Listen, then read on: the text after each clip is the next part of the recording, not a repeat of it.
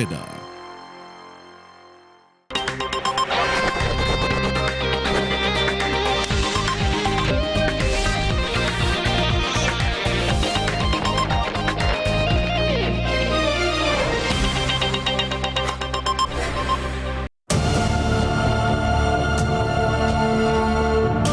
Sampah elektronik terus meningkat sebanyak 40 juta ton per tahunnya.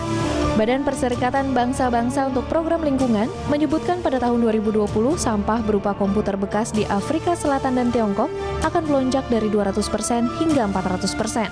Sedangkan di India melambung hingga 500%. Begitu juga di Indonesia. Komputer, pendingin ruangan, handphone, dibuang kemanakah barang-barang tersebut jika sudah tidak terpakai? Dan bagaimana kondisi penanganan limbah elektronik di Indonesia? Ya, selamat pagi pemirsa, kita kembali berjumpa di Coffee Break bersama dengan saya Nadia Mulya. Dan juga saya Hilbram Dunar, di mana saya akan mengajak Anda berpikir bahwa kalau selama ini Anda memakai atau memegang handphone ya. Mungkin ketika Anda pergunakan Anda pakai terus, disayang-sayang. Tapi begitu sudah Anda menemukan yang baru, yang lama Anda buang. Nah, kalau nggak dijual ya. Iya, tapi kan itu adalah salah satu dampak daripada perkembangan teknologi. Kan yang namanya teknologi itu pesat banget. Baru saja dilansirkan model 5, antara ada model 6, 7, 8 dan sebagainya. Jadi otomatis semuanya ingin bisa catch up, ingin bisa memiliki teknologi yang terbaru. Nah, teknologi yang kurang baru ini dikemanakan? Kita sudah melihat VT-nya tadi, bahkan akhirnya dibuang begitu saja menjadi gunungan limbah. Berbeda dengan sampah organik yang bisa diurai sampah elektronik atau e-waste ini tentunya menjadi sebuah masalah tersendiri bagi setiap negara. Nah, bagaimana pengelolaannya di Indonesia akan kita bahas sekarang ini karena kita sudah kedatangan 2 orang tamu. Ya, yang pertama di sebelah saya ini adalah seseorang yang luar biasa karena di usianya waktu itu dia 11 tahun, sekarang 12 tahun. Dia menulis sebuah buku yaitu E-Waste. Inilah dia Rafa Jafar, penulis buku anak atau dipanggilnya RJ. Apa kabar RJ? Hai, baik. Baik, oke. Jadi sekarang umurnya 12 tahun, 11 tahun loh dia menulis buku ini. Ya, nanti RJ boleh sharing ya ceritanya ya. Dan di sebelahnya RJ ada Bapak Nirwono Yoga sebagai pengamat lingkungan. Pak Yoga, apa kabar? Kabar baik, terima kasih Mbak. Mas. Ya, kita mulai dari RJ dulu. Ini asal muasalnya RJ 11 tahun tiba-tiba menulis buku ini. Katanya dari proyek sekolah awalnya. Gimana terusnya? Jadi pas exhibitionnya proyek sekolah itu, kakek aku Muhammad Jafar, dia datang ke exhibition itu dan melihat report saya, hasil riset tentang e-waste. Dan di situ dia inspire aku kalau aku bisa bikin buku out of this report gitu.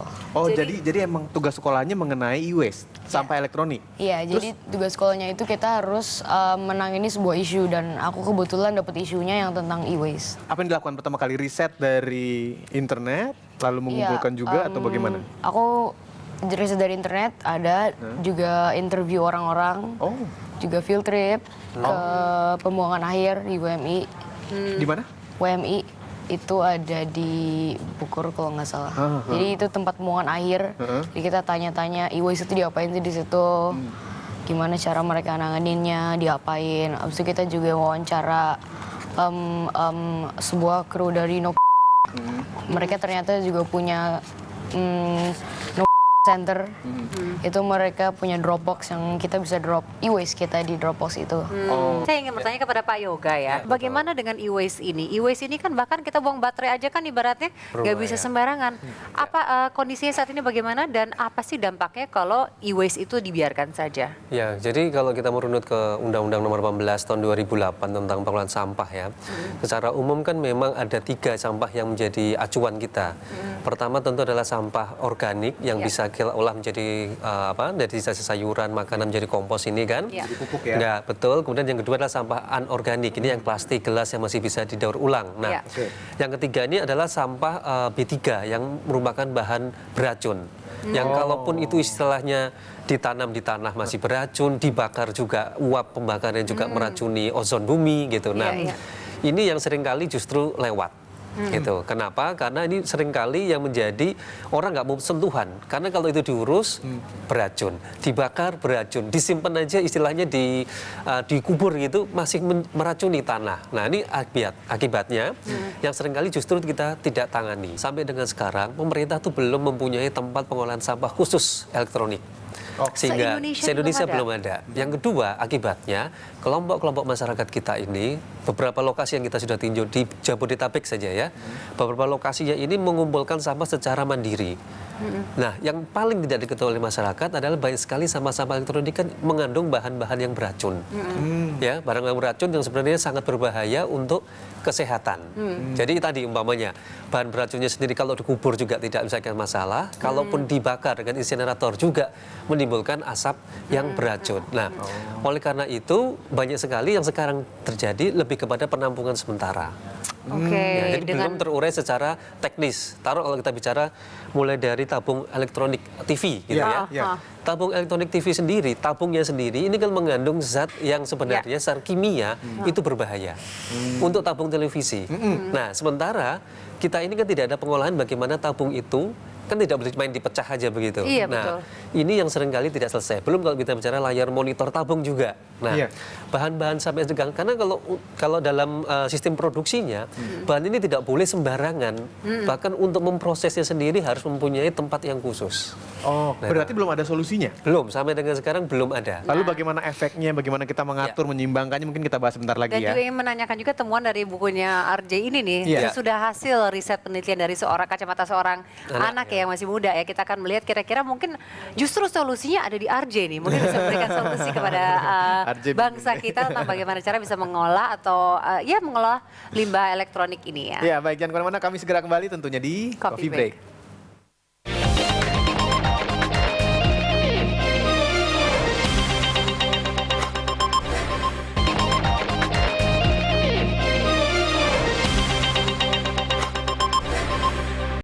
Terima kasih terus bersama kami membahas mengenai e-waste atau sampah elektronik, apa yang harus dilakukan. Sekarang kita kembali berbincang dengan RJ yang menulis buku ini, e-waste atau sampah elektronik pada usia 11 tahun, 1 tahun yang lalu.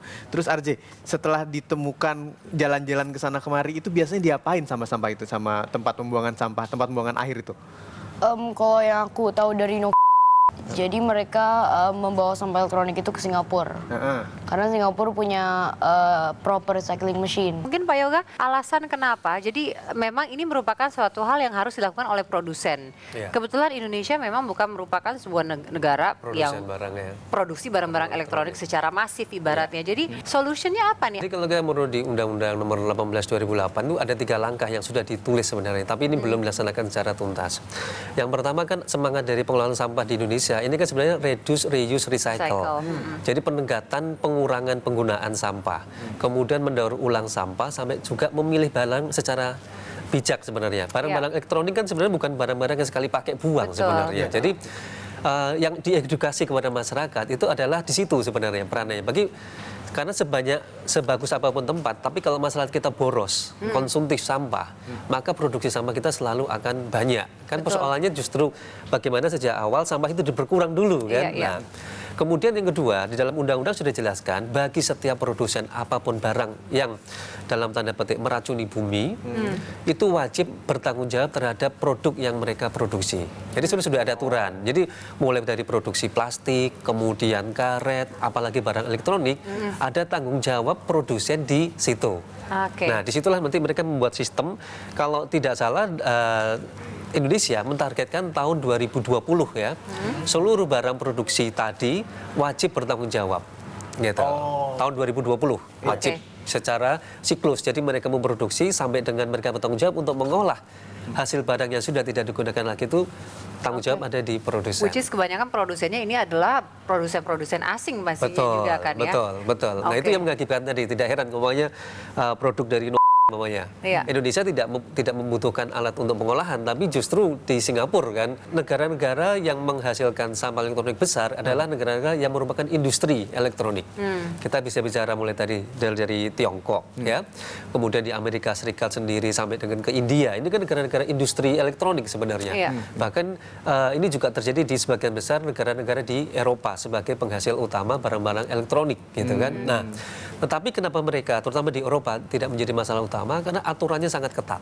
Oh gitu. Itu sudah, tadi. Sudah ada aturannya. Betul. Buang di mana harus diapakan. Betul. Jadi produsen yang berani memproduksi sendiri benar-benar harus bertanggung jawab terhadap barang produk yang mereka Jadi mungkin waste-nya meningkat 2 kali lipat, tetapi pengolahannya juga dipersiapkan untuk bisa meningkat 2 kali lipat juga ya. Jadi kalaupun misalnya pada tahun 2020 Indonesia mengharuskan untuk diolah di misalnya let's say Singapura, mereka secara kapasitas sudah siap ya? Siap, harus siap. Karena kalau tidak nanti justru yang kena hukuman atau sanksi itu justru produksinya, produsennya yang dikenakan sanksi. Jadi pabriknya yang dikenakan sanksi. Gitu. Aturannya memang begitu. Jadi Anda harus bertanggung jawab terhadap semua barang yang Anda produksi. Nah, tapi aturannya begitu. 2015 ke 2020 masih ada 5 tahun nih. Kita mau bagaimana? Sementara setiap tahun tuh menumpuk lagi, apalagi namanya handphone, Pak. Di sini perlunya yang tadi kan 3 langkah reduce, reuse, recycle ya. Artinya di samping pemerintah melakukan gerakan masyarakat tadi, pemerintah juga mulai wajib, terutama di kota-kota besar dan terutama yang dekat-dekat dengan pabrik, untuk mulai mengembangkan tempat proses pengolahan sampah-sampah elektronik tadi. Oke, nah kalau RJ sendiri dari temuannya, menurut kamu dari semua sampah elektronik yang ada di Indonesia sendiri lebih banyak apa nih? Komputer, AC, handphone atau apa kira-kira? Paling banyak sih handphone pasti. Handphone ya pastinya ya. And aku juga find out kalau ternyata average itu satu rumah ada 80 electronic device. Wow. Satu rumah ada 80 handphone, average AC, TV, kulkas, AC juga termasuk ya? Iya dong, ya kulkas juga termasuk kan elektronik. Mungkin masih ada yang punya radio ya kan? Iya bener, semua elektronik. Wah, 80 ya. Dan itu kalau dibuang sembarangan meracuni. Kalau buang sembarangan kan pasti itu akan dibakar atau dikubur. Dan kalau kita nggak di-treat as the way it's proper to be, nanti toksiknya akan spread kemana-mana. Kalau dibakar lewat asapnya, kalau dikubur lewat soil, and then bisa kontaminasi makanan-makanan kita, plants. Oh, karena menyebar di tanah, merusak. Apa sih bahan apa sih yang merusak bumi ini dari sampah elektronik ini? Beberapa ya, Mercury. beberapa ya. Paling banyak sebenarnya kalau kita bicara, contoh paling dekat kita, kabel-kabel ya. Kabel-kabel ini kan mengandung tembaga sama timah. Tembaga sama timah ini tidak bisa langsung dibakar kan, dia harus diurai. Contoh nih kalau kita bicara kabel saja, karetnya sendiri kan harus dilepas. Baru bisa logamnya itu dilebur. Gitu, nggak bisa kita main digulung kemudian dibakar atau dua-duanya dikubur gitu ya. Ini baru bicara soal kabel. Belum kalau kita bicara soal kamera. Ini kan ada lensanya, ada plastiknya gitu kan, ada motor di dalamnya. Nah, kalau di pabrik-pabrik produsennya ini dipretelin. Jadi semua dipisah-pisah dulu barangnya, yang kaca-kaca, yang plastik-plastik, sampai dengan yang logam-logam. Nah, prosesnya itu yang panjang tadi. Makanya tadi produsen yang memproduksi harus bertanggung jawab karena dia mempunyai unit sendiri untuk memproses. Jadi nggak bisa semuanya satu barang TV gitu langsung dikumpulkan. Tapi TV sendiri dipretelin, layarnya dicopot, kabel itunya dalam. Sebagai contoh ya, kita bicara TV ini. TV yang ini di dalamnya ini kan ada plasma ini ya. Di dalam layar ini kan teknologi yang paling baru, bukan televisi tabung kan. Layarnya yang di dalam TV layar ini kan memakai yang lampu lens kecil-kecil. Nah, lampu-lampu lens kecil ini di dalamnya kan ada unsur logamnya. Nah, dia sendiri itu harus semuanya harus dipretelin ya. Gitu. Nggak bisa jadi satu kemudian dilepas. Nah, proses ini yang lama. Mungkin salah satu solusinya itu kan untuk recycle, mungkin istilahnya untuk mengolah. Mungkin untuk reduce, reuse-nya kali ya, mungkin bisa digunakan lagi. Nah, kita nanti akan bahas ya dari reduce, reuse, recycle. Mungkin yang kedua ini, apakah ada prospek bisnisnya sehingga akhirnya bisa digunakan untuk memperkecil jumlah daripada si e-waste ini, pemirsa. Oke, kami akan segera kembali, tetap bersama kami di Coffee Break.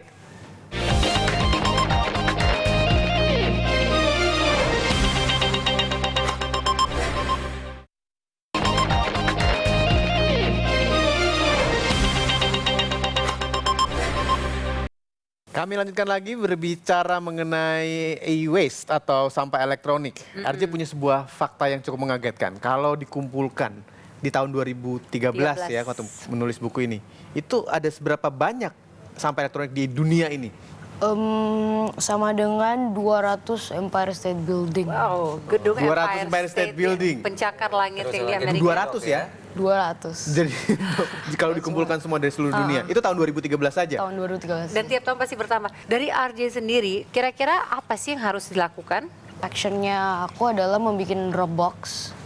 Jadi Dropbox itu orang-orang bisa drop electronic device mereka dan kan kita belum bisa bawa ke Singapura. Jadi kita yang akan bawa ke center dan mereka yang akan bawa ke Singapura untuk di recycle properly. Hanya harus produk yang sama atau boleh any mobile phone? Any mobile phone. Any mobile phone. Oke, jadi Pokoknya sampai elektronik ya. Pak Yoga, kalau dari segi reuse-nya sendiri seperti apa nih untuk di Indonesia sendiri? Apakah kan kalau kita lihat pemulung itu banyak sekali tempat yang menjual spare parts dan sebagainya. Apakah ini bisa menjadi sebuah solusi untuk mengurangi e-waste? Jadi kalau kita lihat dari sisi positifnya ya dengan sampah elektronik ini. Jadi kita bicara mulai di reduce deh. Reduce itu berarti kita harus mengedukasi seluruh anggota keluarga kita untuk bijak menggunakan barang elektronik. Artinya kalau belum rusak ya jangan gantilah gitu kan. Kalau masih bisa diperbaiki, kita coba perbaiki. Ini kan bayangkan kalau satu rumah, kalau satu orang, kalau 1 juta orang melakukan hal yang sama, berarti kan kita mengurangi dampaknya di situ. Itu paling nggak reduce-nya di situ. Kemudian yang kedua reuse tadi.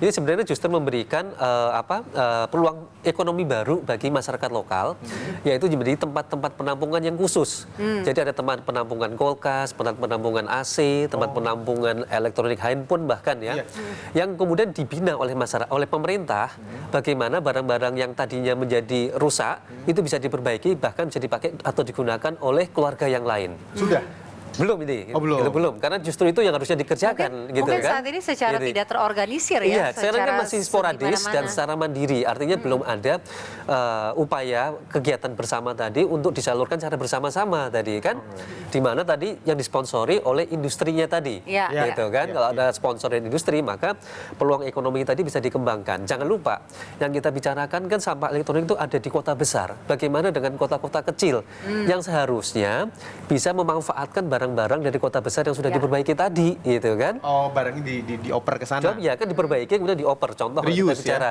reuse. Contoh kita bicara komputer dengan pakai Pentium 4. Kalau di Jakarta udah ketinggalan zaman ini, gitu kan? Tapi bukan berarti kemudian dibuang, gitu kan? Ini kan bisa diperbaiki, bisa dipakai untuk di pedalaman. Nah, tugasnya siapa? Pasti pemerintah kan yang punya jalur untuk mendistribusikan barang-barang yang masih bisa dipakai tadi di daerah-daerah pedalaman.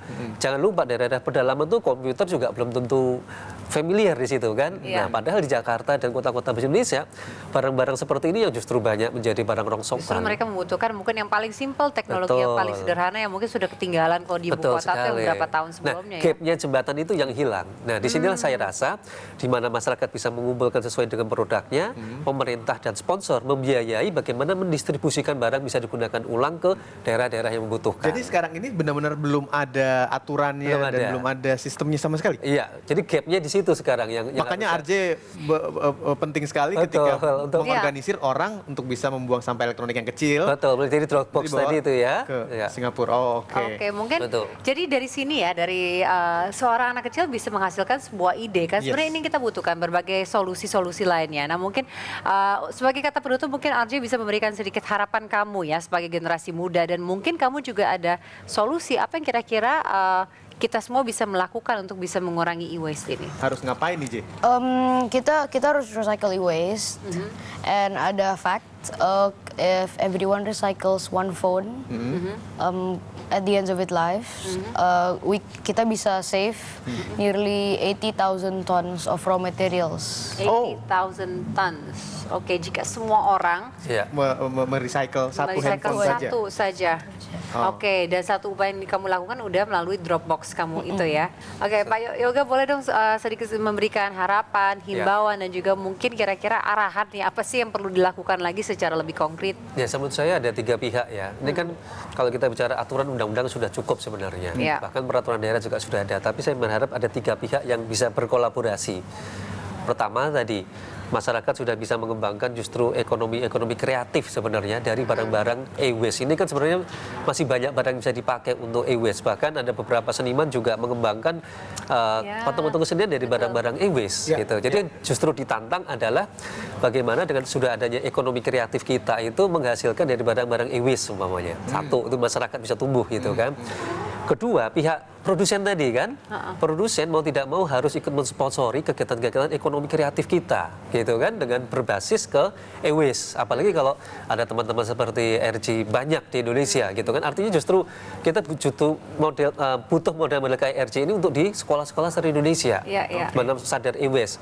Dan yang ketiga yang tidak kalah penting, tentunya pemerintah tadi menjembatani lubang-lubang yang ada tadi, seperti pendistribusian ke daerah, kemudian mengatur mamanya setiap sekolah harus ada Dropbox elektronik gitu. Bahkan mungkin setiap pusat perbelanjaan mamanya harus menyediakan Dropbox barang elektronik gitu. Kan. Jadi pemerintah punya intervensi kepada para pengelola mall mamanya untuk ikut bertanggung jawab terhadap sampah elektronik yang dihasilkan. Jadi jangan jualannya aja, kan? Tapi juga harus menyediakan kewajiban Dropbox elektronik di seluruh produk yang mereka jual. Pak Yoga, terima kasih kalau begitu, menarik sekali idenya. Arjen ditunggu US keduanya ya, bukunya ya. Sukses terus. Thank you so much, sukses. Wah, itu menarik sekali. Kamu kebayang nggak kalau kita pergi ke mall, terus misalnya tuker tambah, ya kan? Ada Dropbox.